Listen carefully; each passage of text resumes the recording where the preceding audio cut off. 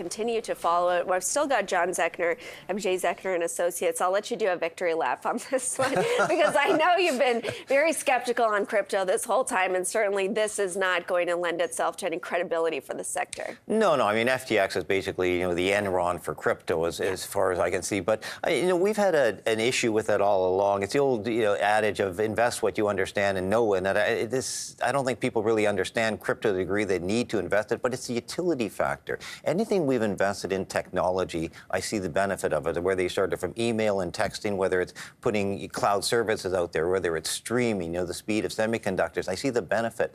I don't see yet what the utility or the gains are from crypto versus other electronic transfers, digital currency, the digital transformation.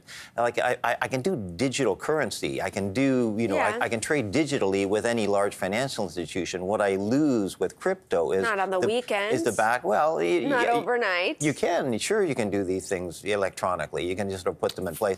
But what you don't get is the backing of a financial institution, regulation. And then so you have a problem. Where do you go with that? I can still do PayPal or whatever and do the electronic transfers. Now, where I think there is maybe more of a benefit is the idea of a store of value, a digital gold kind of aspect to it. And I think they have gained a lot of currency in that regard, especially in zero interest rates where you inflated up financial assets to a degree. Crypto was the biggest beneficiary of this, but I need to be convinced of the sort of the everyday utility of this. I'm not going to go out and buy a television or a Tim's coffee or a car or anything like that using crypto. Like, what's the advantage of using crypto when I don't know what the value is as opposed to doing electronic transfer on a U.S. dollar? I think I agree with you that they're trying to stuff something that is radically different. It's supposed to be decentralized. It's supposed to be trustless, and then it consistently runs into problems every time there's a centralized entity, right? It wasn't Bitcoin or Ether that failed in this example. It was the centralization of, the exchanging of that. And so they just keep running into these problems. And I remember, I can't remember who said it, but it was, if Visa came after blockchain, everyone would have been like, this is great. I can actually call someone if there's a problem, right? Because if things are done in an automated fashion, you send money to the wrong address, that's it.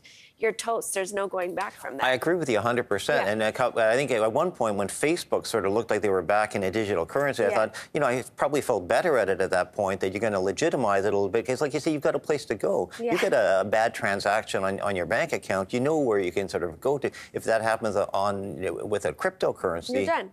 Exactly. There's no one to call. And even if crypto was basically started, if you think about what Bitcoin was in response to the financial crisis and a lack of trust in financial institutions. But if your, up to $100,000 gets wiped out at a bank, that is going to be insured and protected in this country. But if you park it on a random exchange, all bets are off. Yeah, and like I say, just show me something they can do on a crypto basis that I can't do, with a digital currency otherwise. So. And, well, I guess it depends on the country, too, right? Sure. We're speaking from a privileged place, but if you're in Venezuela or other countries, they don't have that kind of confidence in the currency. Well, how has it worked in El Salvador? They're the only one to adopt it fully, so.